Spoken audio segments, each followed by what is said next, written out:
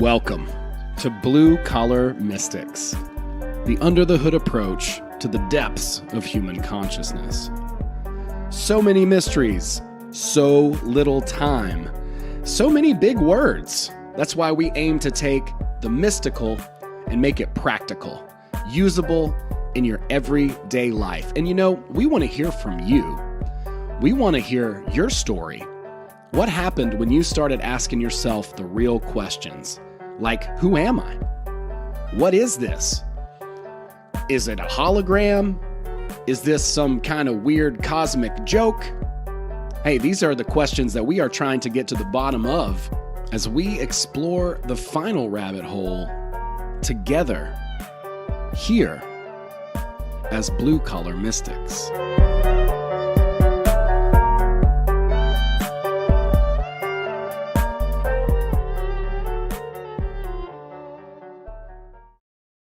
Good evening, everybody. Thanks for being here live. Really excited. We have a dynamite show for you tonight. We are live here on YouTube in the Blue Collar Mystics Facebook group, as well as on Rockfin. I am ecstatic about the show. This one's going to be really fun. We're going to get into what is truly one of the more pivotal debates, one of the biggest ideas in human history, with author David Lawrence, who is a writer, a researcher. He's looked into the idea of free will versus determinism, and specifically a lot of Sam Harris's ideas. So a lot of what we think about, a lot of our views and how we view the world in general hinges on this very specific idea, and has a lot of impact in our spiritual lives. It has a lot of impact in reality as well, and how we go about our day-to-day lives. So David, I want to welcome you. Thank you so much for taking some time to hang out with us. We've got the live chat there. If people have some questions, they may have comments at some point during the chat. We'll answer those. We'll talk about those. But I'm really excited to speak with you and about your work, and specifically, why is this such an important issue that needs to be addressed? I have my own sort of ideas and opinions about that, but I'm really excited to hear your take. Thanks for being here. Thanks for having me. I appreciate it. Well, it's an important issue because it's the essence of who we are. Having free will means that we could think for ourselves, that we can make decisions that aren't forced upon us, that we control our actions so that we can implement our decisions, and that we can influence reality. And that means we have to have a reality that's influenceable, not determined ever since the Big Bang. And if we don't have those, we're victims. We're victims to whatever forces are controlling the universe. And it's also important because morality, responsibility hinge on having free will. I mean, you can't be responsible for an action that you were forced into, that you had to do, and you had no choice, and you couldn't do otherwise. We don't hold people responsible for something they were forced to do, and that's not what we mean by responsibility. At the same time, you can't have moral truth if all of our thoughts are put into our head by predetermined causal forces, so that everything that we think was something that was predetermined at the Big Bang, and we were predestined to think it. We're not consulting with moral truth or moral principles. We are believing whatever we're caused to believe is right and wrong. And we're being caused to believe it by mechanical, physical, unthinking forces.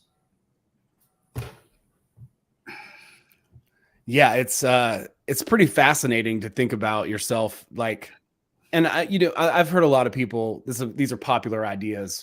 I'm sure they probably have been popular ideas for a very long time. But just, the onus of responsibility, the idea of self-ownership and what you do, and how to take responsibility for that, as well as, the situations that we find ourselves in. Like I was saying earlier, a lot of folks here would probably listen to an idea and try to mix these two ideas, because it's really hard. It's really hard to debate these topics, I think that's why it's such an age-old adage. Not that I'm trying to debate. I definitely have my own view of free will, and as well as determinism. And I find that determinism is a particularly slippery slope. Like if let's say that they were both untrue, let's just say, I don't know, that's a weird assumption perhaps. Let's just say they were both untrue. I would still err to the side of free will over determinism for many, many reasons personally, because it empowers us as individuals. It allows us to grow and flourish and challenge and learn and get feedback, as opposed to just accepting things as they are. Now, there's one other idea in spirituality, particularly, called presence, the idea of presence. Be here now, right? Like as if that's just one magic pill to fix everything, which I think being present is very important, but I think I have maybe different reasons for that. Being able to be in the moment, be perceptive, and have your wits in order to be calm. Cooler heads generally do prevail. But I think it's very important, and I think it's been a very powerful, I would say, movement, or in the West, the idea of free will, and it's created a lot of amazing things. Imagine just saying, "Oh well, it's just going to be how it's going to be, so don't bother doing anything." It's an excuse as well, or can be. For many things. So tell me a little bit about like what got you into this, to really starting to looking into these ideas, because I did thumb through your work, and you address a lot of very complicated ideas, which is awesome. But for us all, we're kind of just diving into the subject and your approach to it. I'd love to know kind of how you got interested in this particular topic and why it's so important to you. It was quite serendipitous. I picked up a book by Sam Harris called Free Will. I picked it up because I respected Mr. Harris and had read several of his books and thought similarly. I picked this one up and didn't get it. I thought the arguments didn't work with me, and I didn't think his conclusion made sense. But I reserved judgment because I knew so very little about the subject. I remember being impressed with the science test. He had mentioned some science test where they strap some MRI stuff on you and they measure a little neural blip that happens about a third of a second before the subject says, "I consciously decided that," but this blip precedes that. And then about a fifth of a second after that, they make the movement. So he mentioned some tests, and they were very, very troubling to somebody who instinctively would believe in free will, because wait, every time right before we make a conscious decision, there's this little blip here? Wow, that's pretty good evidence. If nothing else in the book, that really struck me. And so I started to do a lot of research, one of which was those tests, and it turns out they didn't say anything of the kind. In other words, they didn't make any causal connection between the fact that they go off before a conscious decision. And there's all kinds of theories that are non-causal about preparatory activities and so forth. And also the tests didn't draw any causal connection. They had like correspondences or between the impulses and the actions. In other words, they more than 50% of the time there was some kind of correlation. Well, 50% is a coin toss, and a couple of them were 65%, which is barely above a coin toss. And I was most struck that the authors of the test themselves all said at the end of the test, with one exception, who later changed his mind and repudiated the test that Harris cites, put that aside. The other two said, you can't draw any causal conclusions from our tests, and don't be tempted to. I'm paraphrasing. So that was sort of the first thing that said, wait a second, if the tests really don't say what he's suggesting, what else is going on with the subject? And that led to a whole exploration of sorts. And I got into some of the issues that you thumb through. Yeah. Although I don't think they're as complicated as you suggest, because most of them are really based on common sense. It's common sense that somebody who's forced to do something isn't responsible in any meaningful sense of the word responsible. That's common sense. And sometimes common sense makes the most sense, more times than you would think.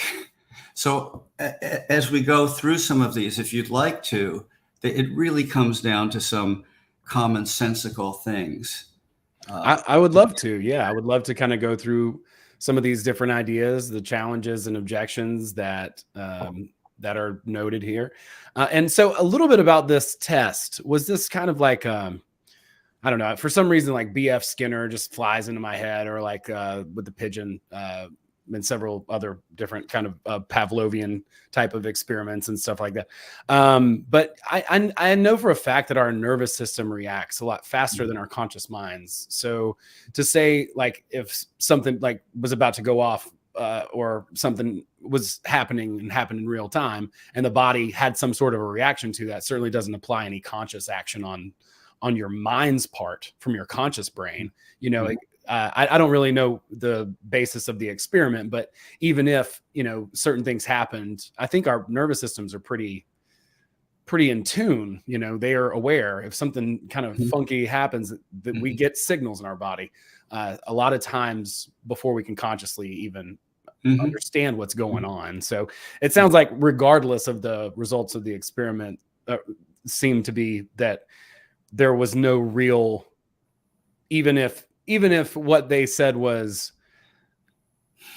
I don't know, theoretical, that it really had no basis to prove anything. There's a number of criticisms of those tests, but just to sort of recap the idea, they track a neural signal that goes off a third of a second before a subject says, I made that decision, I picked that number, I flicked that wrist, and so forth. And then there's a simple motor movement. So the tests are done with flick of a finger, flick of a wrist, which hand are you going to move, but very simple, rudimentary decisions. Nobody has said or provided any evidence that that kind of neural architecture has anything to do with where do I take my son to college, or should I buy this kind of toaster, or how do I tell my wife that she's bugging me in this way. It's just, you're talking about a very rudimentary type of decision.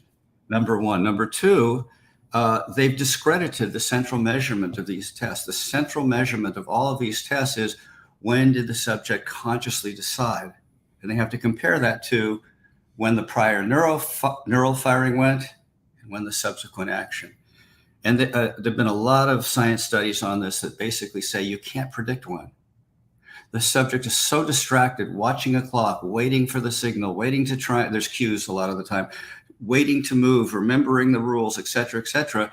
And then he did a lot of tests where the environment can really push off where they think they're making the conscious decision, including things that happen afterwards.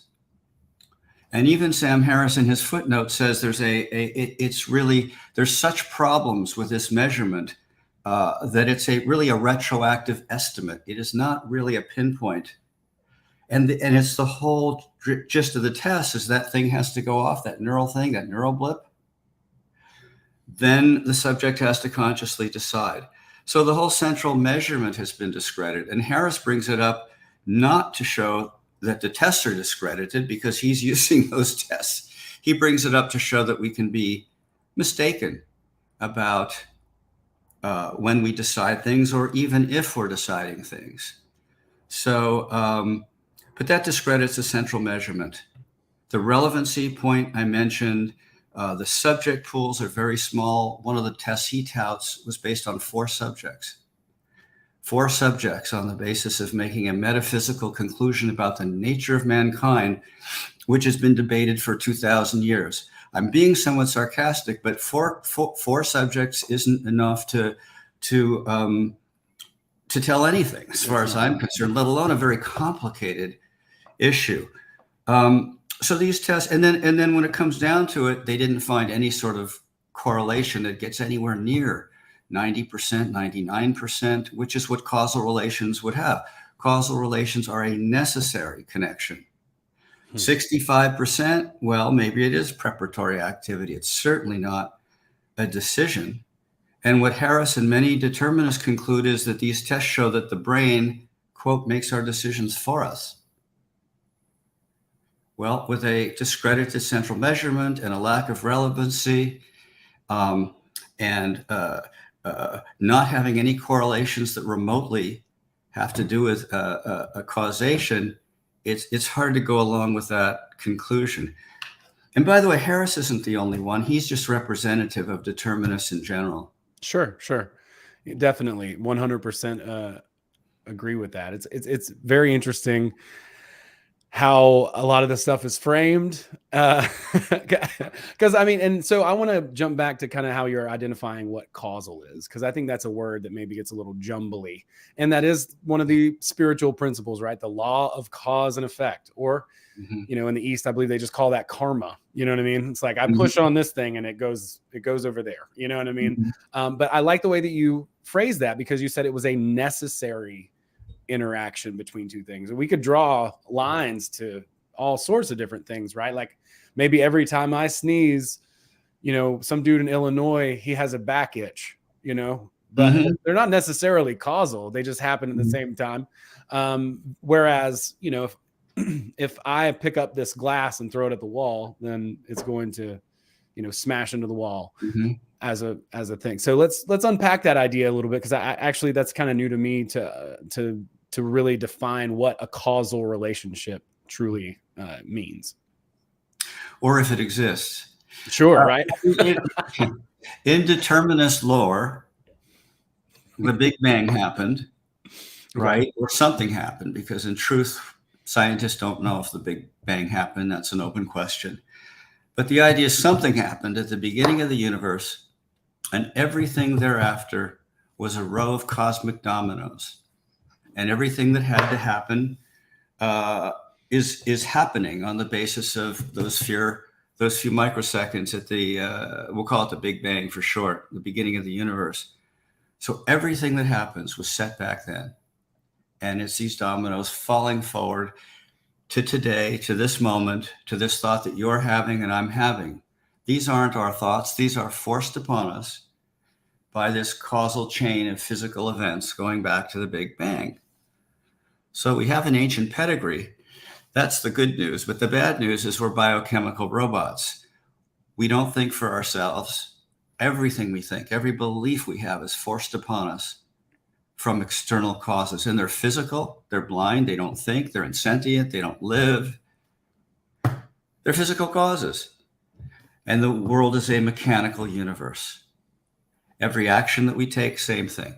We are completely controlled by this causal chain.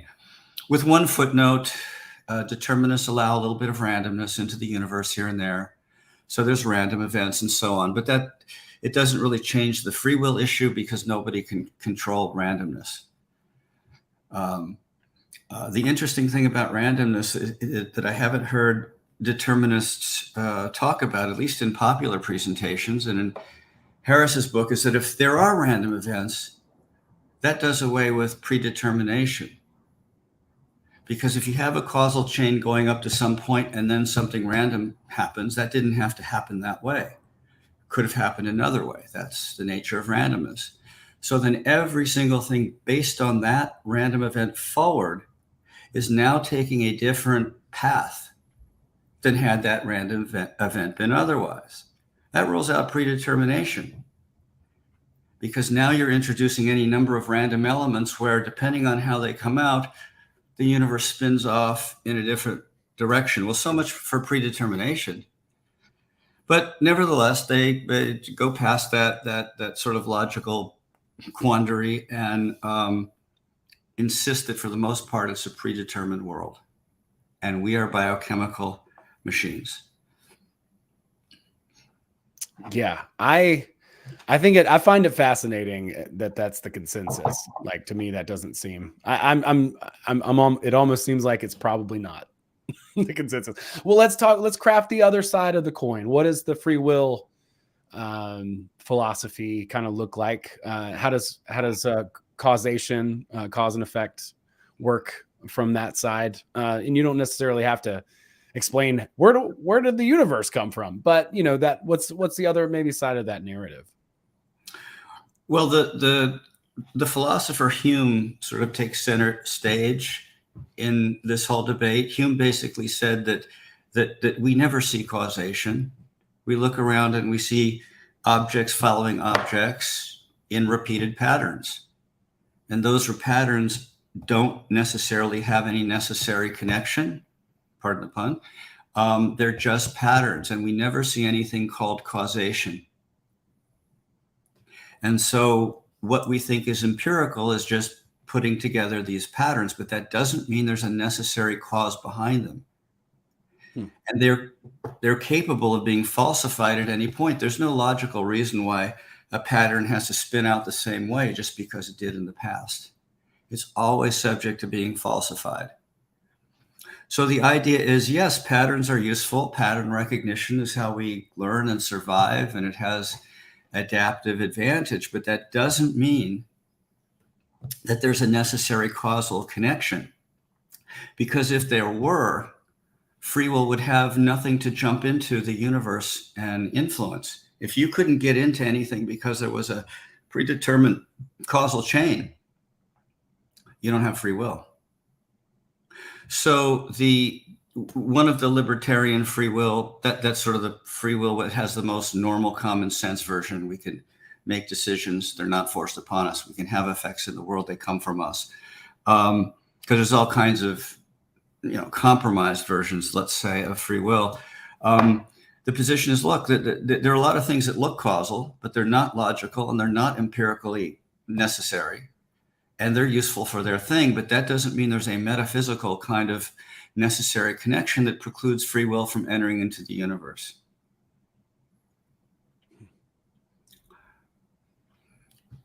It's interesting that we think we know as much as we do. That's my thing. I'm like, so like take an idea like, let's say, okay, economics, right? The invisible hand, let's say, something like that.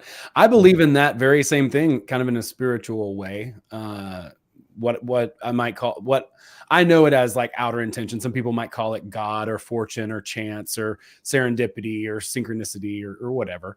But I see it like opportunities, and I see real things happening between people.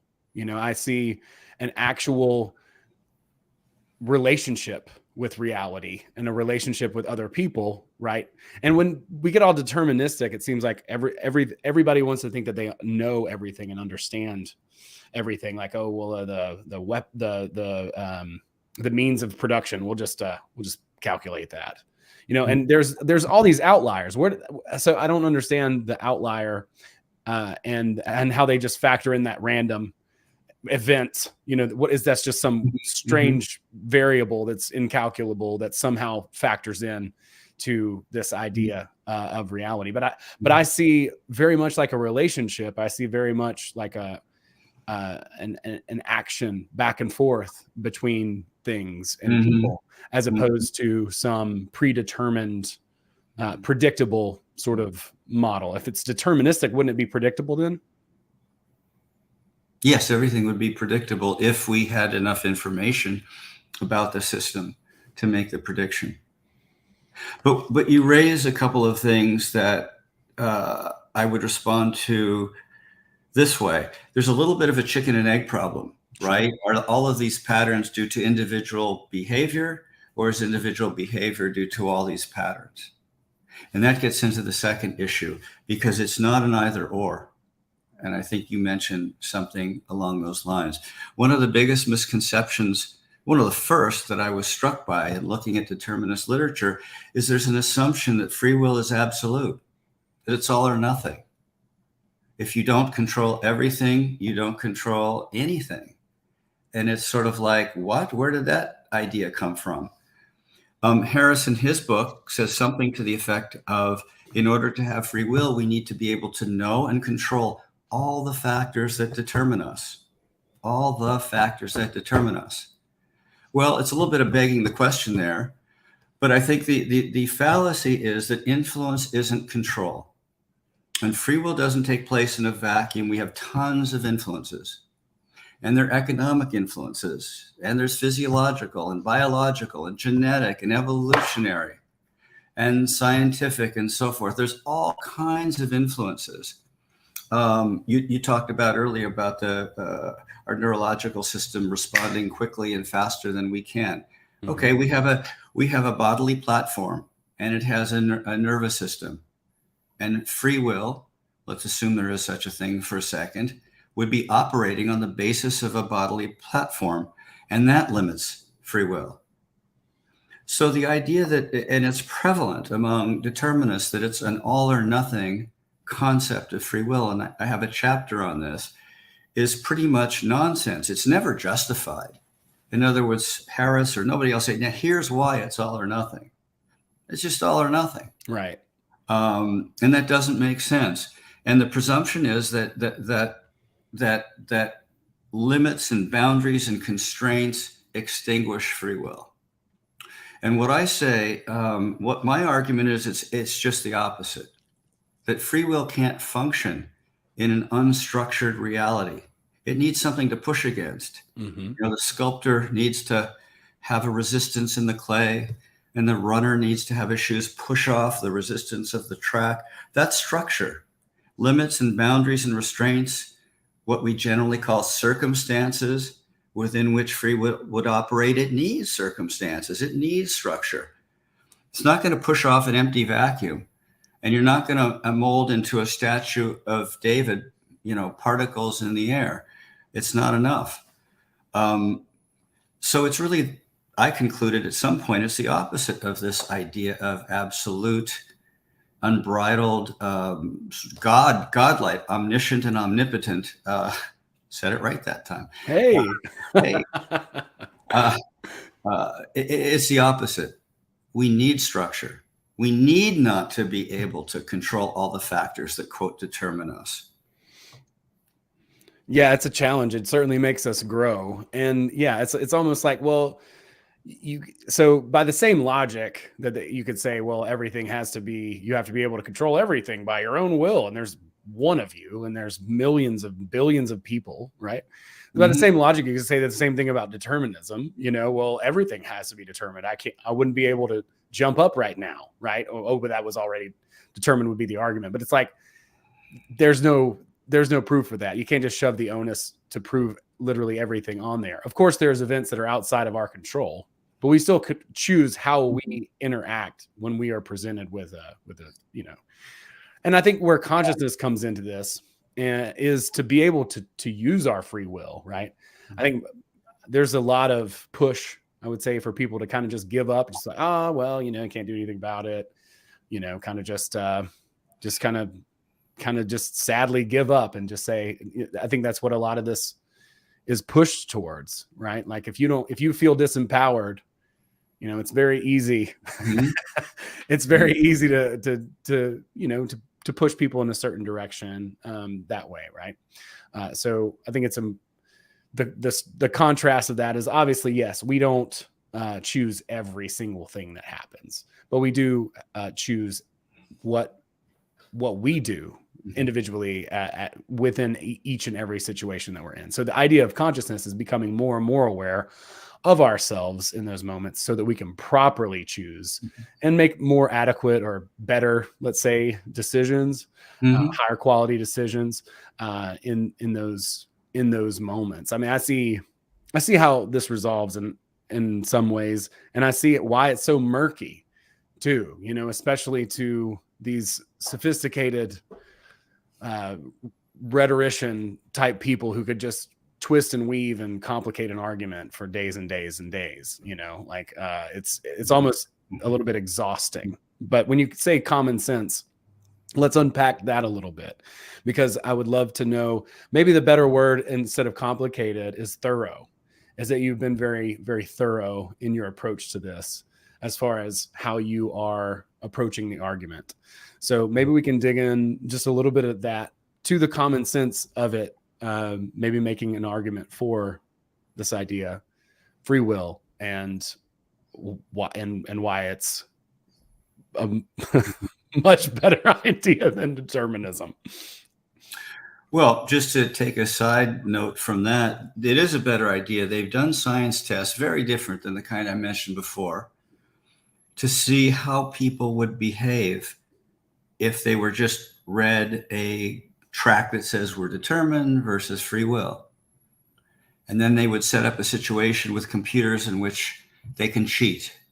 They'll say something like, don't look at that page. There's a little glitch in the computer, but don't just ignore that one. And then they see how many people cheated by looking at that screen anyway when it popped up, and they get out of it. As you could imagine, the test showed, and there's very few of these, so they're not definitive. Let me say that beforehand. And they're based on quick readings of determinism. So they're of a limited value, but they did show that that the people who were read the determinist stuff were more prone to cheat. Okay, that makes sense. It's kind of like, well, I'm determined anyway, right? I was going to do it anyway. Yeah. I couldn't help it, you know. And the people who believed in free will were more responsible. And they also tied aggression, antisocial conduct to people who believe in determinism. Again, it's a limited test, but it's sort of common sense. Speaking of common sense, you know, it's a ready-made excuse. I think you alluded to that. I couldn't help it, Your Honor. I was forced to stick my knife in her belly. I mean, I had nothing to do with it. Talk to the Big Bang about it, not me. Right. Obviously, that's a caricature, but it's a mindset that's out there, that's being put out there, and the mindset is we're victims. Exactly. You know? So that's one thing. Common sense, but it does seem to have antisocial aspects to believing in determinism.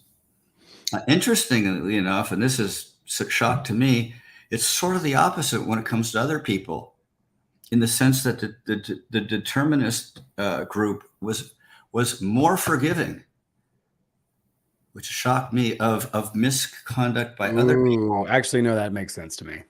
Yeah. Well, I had to get into the groove of seeing how the concept. Well, you tell us how that aligns, because it took me a little bit to jump there. Well, empathy is valuable, but at the same time, when you can just justify anything that happens in the world around you, and just you basically just have a constant excuse that you could just brush anything aside and say, well, that's just, it was going to happen that way. It's this, which is ironic, because I think a lot of these people, their idea of human nature is different as well, where they think that perhaps human nature could be perfectible in some way. And I think people who believe more in free will would go with probably not so much, right? probably, you know, we've seen these, back to pattern recognition, we've seen, you know, civilizations rise and fall behind us, and we've seen what people are capable of. So it's probably a good idea to not forget that. So another big, I guess you'd say common sense, but it takes a minute or two to think about it, is that determinist principles are self-contradictory. They can't even be made with a straight face because they contradict themselves. And here's how it works. According to determinism, all of our thoughts are forced upon us by causal events that go back to the Big Bang, maybe with a little randomness spiced in between. Right. And all of our beliefs, we're thinking right now, everything that we believe is true. I'm of this, I'm of that, you're this, here's what we're doing. Here's what I want to say. All of those were forced upon us by the same cosmic causal chain. We don't have any choice in them. We can't believe otherwise. Okay. So if you happen into a determinist who elbows you and says, hey, did you know that we're determined? Our thoughts and actions are determined. They're forced upon us. We have no choice, and we can't think or do otherwise. Well, if you think about that, common sense would have you say to them, well, but wait a second, then that would mean that your thoughts, that determinism is true, were forced upon you. And if that's the case, how can you say they're true? If all of our thoughts are forced upon us, they're not based on truth, they're based on causal compulsion, including all statements that determinists make. So they're making a statement that the world is a certain way, but if the world's that way, then their own statement is invalidated because it's not based on truth. It's just what they were caused to believe. So if you say to a determinist, well, what I said, right? You were caused to believe that. I was caused to believe this. Free will advocates were caused to believe that. Compatibilists were caused. People who don't think the question is worth a crap, they were caused to believe that. Okay, they're all equal. Why should I believe you that the world is determined? How do you get to make a claim that's true and nobody else does, independent of being forced to believe that's true? And then if the determinist says, no, no, no, you don't understand, determinism is true, I'll tell you how. Listen, da-dum, da-dum, da-dum, da-dum, A, B, C, D, da-dum. But then you say the same thing, but aren't those more thoughts that were compelled, that you were forced to say, that you were predestined to believe ever since the cosmos was born, just like the belief in free will? And now you're using those thoughts that were forced upon you to justify that determinism is true, another thought that was forced upon you. So you see, in a determined world, they've taken away our ability to know the truth. It's whatever we're forced to believe is true. So every determinist claim is contradictory. It's both claiming something is true, and what it's claiming true is that we live in a world of compelled thoughts where we're forced to believe in what's true, in which case all truths are invalidated. This is a contradiction called the performative contradiction. It actually has a style and a structure to it, and I have a chapter where I go through a whole bunch of them, not just determinist things like common performative contradictions, like nobody knows anything. But the person who's saying that is claiming to know that nobody knows anything. So it's a dog biting its tail, as is determinism. And a lot of popular movements are based on self-contradictory claims. This kind of thing is often leveled at postmodernism. Postmodernism to say, well, the postmodernist claim is there is no truth. People use truth as a means to gain power and control other people. There is no truth. And many, many critics of postmodernists, they say, well, wait a second. You're contradicting yourself. If there is no truth, and it's just a means of gaining power, then what you just said isn't true. And you must be meaning to gain power over us, your listeners. That's used all the time. It's rarely used to bust or discredit determinism. I only know of 2 cases. There's probably more, but I only know of 2 cases where somebody has said, hold on a second. Anyone who says we are determined is contradicting themselves, because they're saying the thoughts that we're thinking, we have to think, and they're put in our brains by physical events, and there's no telling if they're true or not. That sounds more like religious fanaticism than religious fanaticism. I call it a causal faith. I in the book, I say it's the gospel of causation, and I call it a causal faith because determinism isn't based on fact. Nothing, and this goes back to Hume, but causal inferences are just patterns, and no one can prove they're anything but. And by the way, this isn't like Hume. I should probably add this to the book, but Hume he's not like this guy 300 years ago, Scottish guy or whatever. He is used as the basis for every single discussion on causation or epistemology. Every discussion starts with, how do we get past Hume? I was listening to one the other day. He is like this, the god of shit. If we don't defeat him, we ain't getting causation. And there's never been really any credible attempt to get past it. Lots and lots of attempts. So that's a pretty good sort of summary of the landscape. We're talking about the causal faith. So it's not empirical. You got Hume stuff and the problems with induction. And it's not logical. There's no reason why the world has to be determined or has to have free will. It's nothing logical. And there's really no evidence for it. Obviously, that would be disputed by people who say, no, it's not just a chain of regularly occurring events. But it's never been proved otherwise. So I call it a causal faith, the gospel of causation. I think that's really apt and ironic too. Well, it's also ironic that no determinist is a determinist. I say this in the book. There's no such thing as a determinist. They get out of bed, they set their alarm, they decide what cereal to pull down, they decide if they're going to shower today or tomorrow, they decide when they're going to work or what they're going to do. Our lives are one experience after another of making decisions. So determinists don't act differently than anybody else. They affirm and presume free will with everything they do. But when it comes to talking metaphysics, they have this idea in their head that everything is determined, and don't seem to realize that that means that all of their thoughts about whether everything is determined is determined. They're no different than anybody else, except when they're talking about determinism.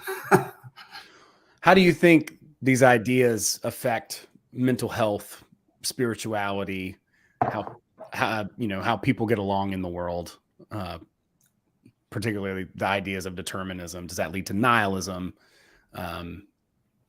What do you think the implications are?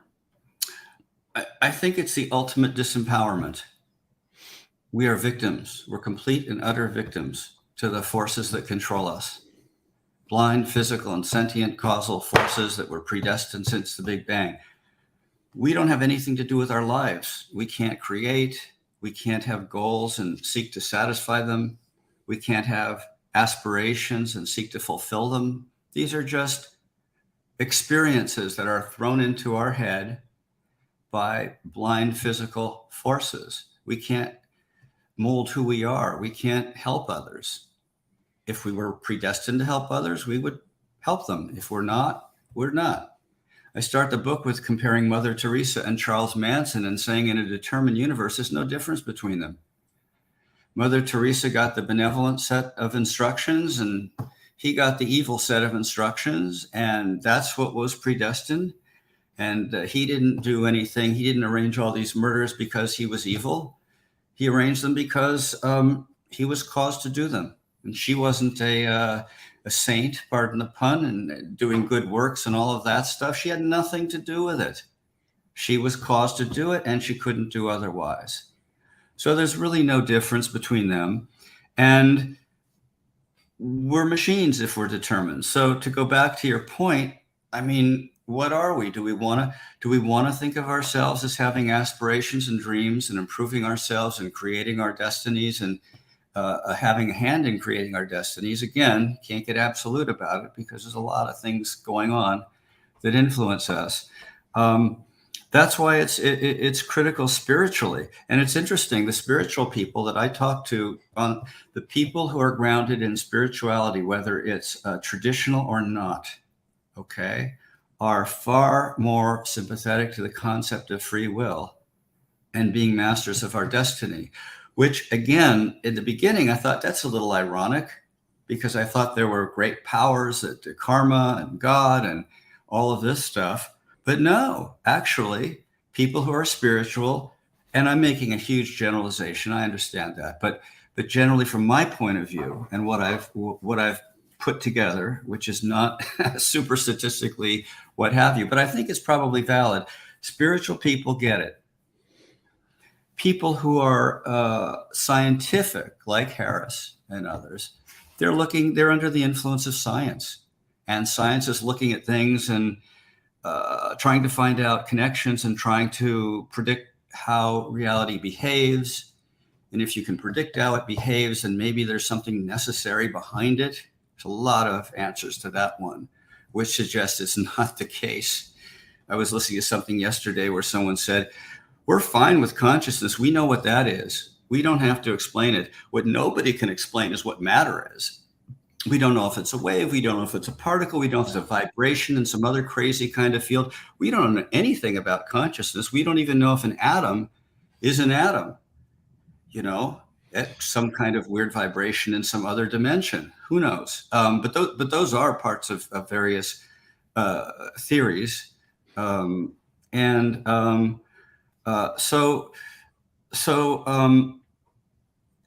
the scientific bent tends to be the deterministic bent. The spiritual bent, honoring consciousness rather than honoring physicality, again, big, broad generalizations granted, are value free will. That's funny. I think it's been that way, at least for a while. The idea of the observer effect, the double slit experiment, the quantum ideas are embraced by a lot of spirituality type of people, at least in my sort of world in there. So that it does make sense to me. There are people who espouse the other opinion, but I think they are the minority within that group. We do have a question in the chat. Friend Honey says, are there any studies on the effect either belief has on mental health? She's referring to free will or determinism. I don't know. They haven't been cited in anything I've read.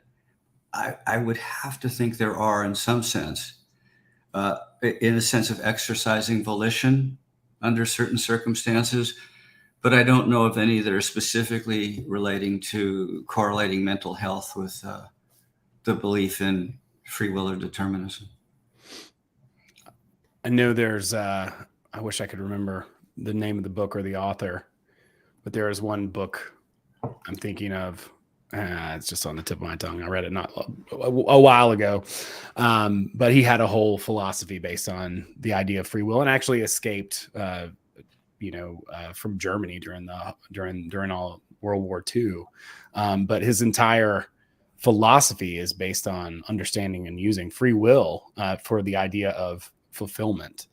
And it's a really powerful Man's Search for Meaning, by any chance? It's Man's Search for Meaning. That's the one. Yep. Now I'm blanking on the name of the guy too. Yeah, but yeah, that's a great book. It's that one was really powerful for me. Thinking about all of this stuff. I'm gonna look up his name just so we can say it. Viktor Frankl. Viktor Frankl. That's it. That's a classic book. Yeah. And again, there's no determinist acts like a determinist. It's just a theoretical construct that they've somehow, I want to say, been determined to believe, but I cannot say that. No, that's funny. It's like, how did you figure that out? Well, I used my own, I deduced it. Well, how'd you deduce it? That's not possible, right? You can't have. You don't, if not without volition, right? Like you can't figure that out. That's impossible. It's impossible to come to any idea of truth. None exists. It is interesting. Well, if we're determined, none exists for sure. If we have free will, then we have the ability to go out and measure and decide what subject to study and establish procedures and methodology and follow through with them, check for bias, and so forth and so on. If we're determinists, well, whatever we do in that, it's just marching orders, and we have nothing to do with it. Yeah, I mean, I see that as just such a way to just push people down. Like you said, the victim mentality is prevalent within that, which it's very unfortunate. I guess the advantage is that if that's how a lot of people are going to view the world, you can still view it counter to that and create something, do something, use your free will, use your volition, be creative, challenge yourself to grow. And it's funny because we do have choices and we do have to make the word choice is actually, or decision to decide, comes from the Latin to cut. And anytime we make a decision, we're saying no to something else. And that's an important thing to kind of keep in mind. It's like I could have followed a lot of different paths and I made the choices that I made and I wound up here and I made certain things. I made good decisions, certain things I didn't make such good decisions. I hope those are lessons that I can integrate and implement into my life and learn from. But I mean, every single thing, it's like, if you're going to follow a specific pursuit or idea, you have to sacrifice something else in order to be able to do that. But yeah, that's it's up to us to choose. That's the idea too. I think when it comes to a lot of spirituality and the idea of manifestation, I think you have to have as woo-woo or silly as that might sound to some people out there who Mhm. are more scientifically minded, you have to have the understanding of free will in order to Mhm. make that leap mentally, to say, I can have the reality, I can live the life that I want. You Mhm. have to be able to believe that you can choose and make decisions and somehow get to that outcome.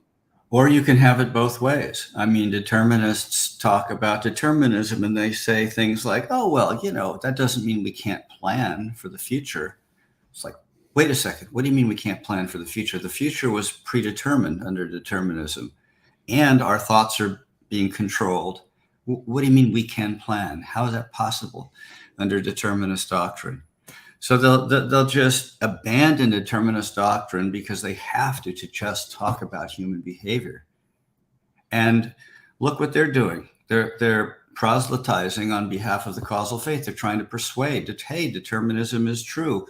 Audience, I'm writing this book to persuade you that this is the way the world works. Well, what does the act of persuasion have anything? What's it doing in a causal universe? You can't change somebody's opinion by telling them something. What they're going to believe was predestined since the beginning of the universe. So even the act of persuasion, which determinists do whenever they sell books or go on talk shows or do what they do, part of what they're doing is engaging in convincing their audience that they have something valid to say, something they believe in.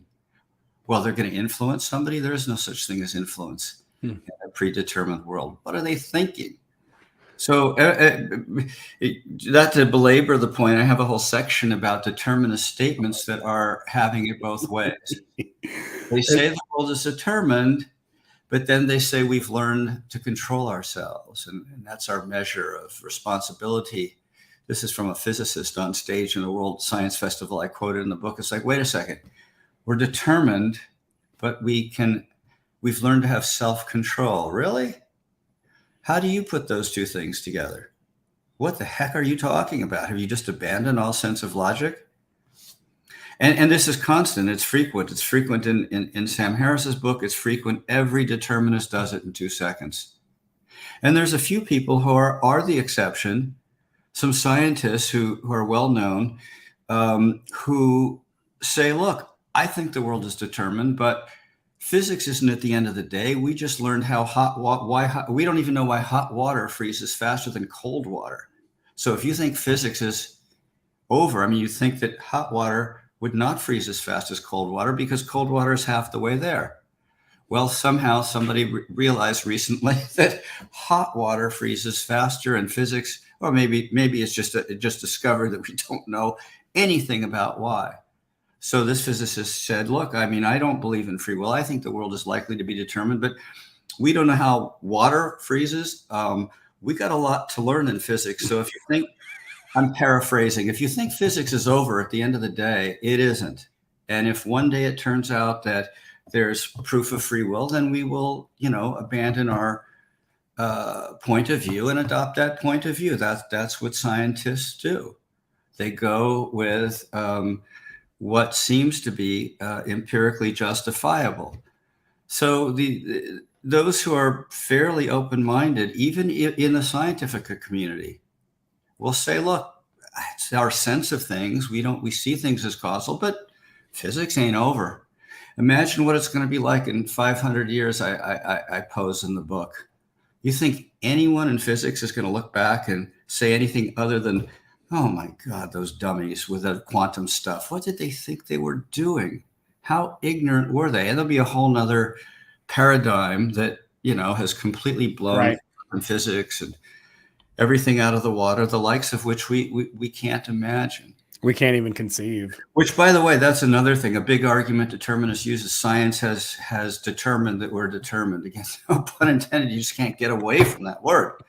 And the fact is, science hasn't determined that in any sense of the word, and quantum physics hasn't determined that in any sense. There was a big split decision about what the model of the universe should be in quantum theory. So nothing has been resolved in terms of science. And you'll hear that a lot. I go into it in the book because, you'll turn on a YouTube tape and a renowned scientist will say, you are going against science if you say things aren't determined. Well, not any science that exists other than her interpretation of a certain school of thought in science, Right. which is sort of posed as if it's definitive when it's not. She's entitled to her opinion, of course, but that's not what science says. That's what one school in science says. So that's another one to watch out for, just as an aside. Science says that we're determined. It doesn't. Quantum theory doesn't say it. Doesn't say it. It can say it. They can try to say it. There's it. no proof. You know what I mean? You can't prove it.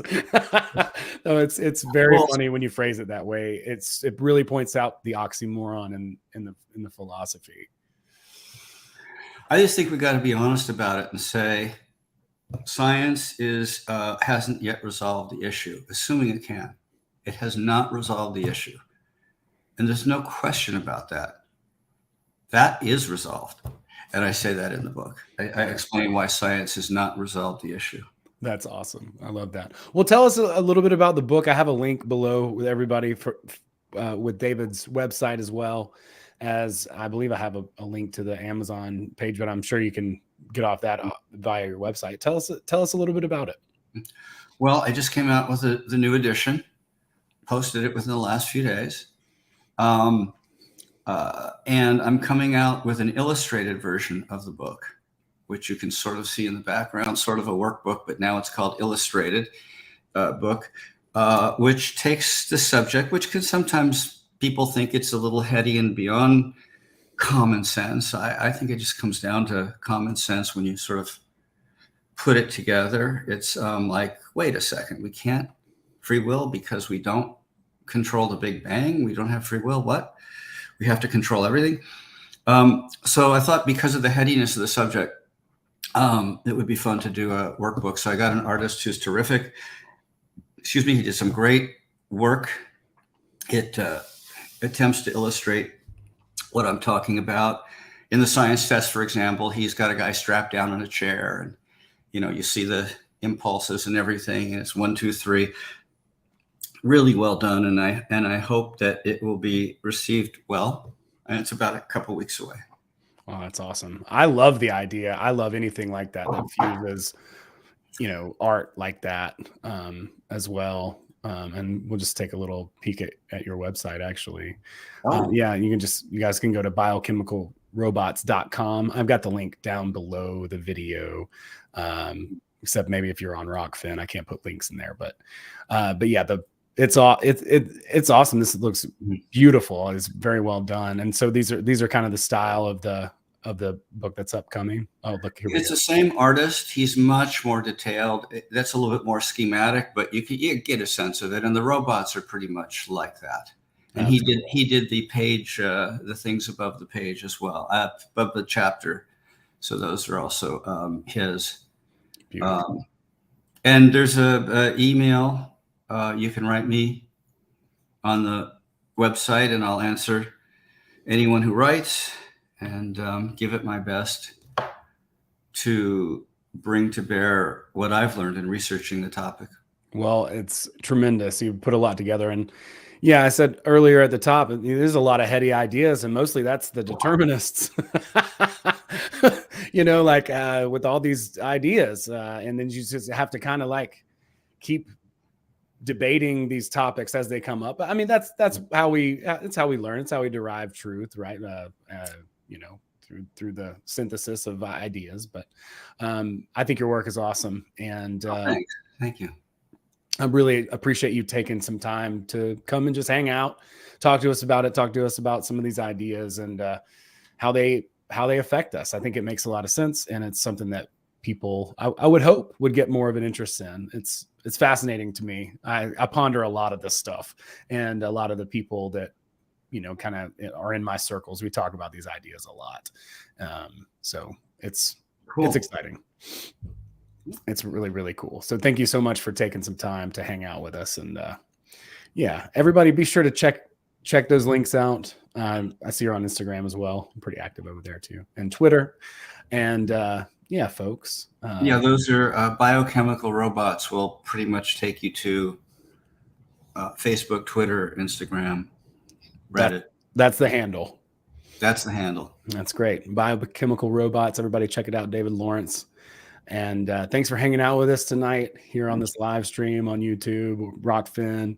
Thanks, everybody. Check out the links in the description. Come kick it with us in Telegram or the Facebook group, whatever your favorite is. We're still doing stuff in the Dream Coven, talking a little bit about dreams and what's going on with that, sharing in there. So feel free to hop in there. Just shoot us a message from that main Telegram chat and we'll get you in there. Thank you so much for hanging out with us, for your chats, for your questions, ideas, your love, your support, your appreciation. Much love to you. Many blessings to everybody out there who is watching the show and everybody who's listening out there on the podcast. Much love, everybody. Again, we'll see you soon. Have a good one. Peace.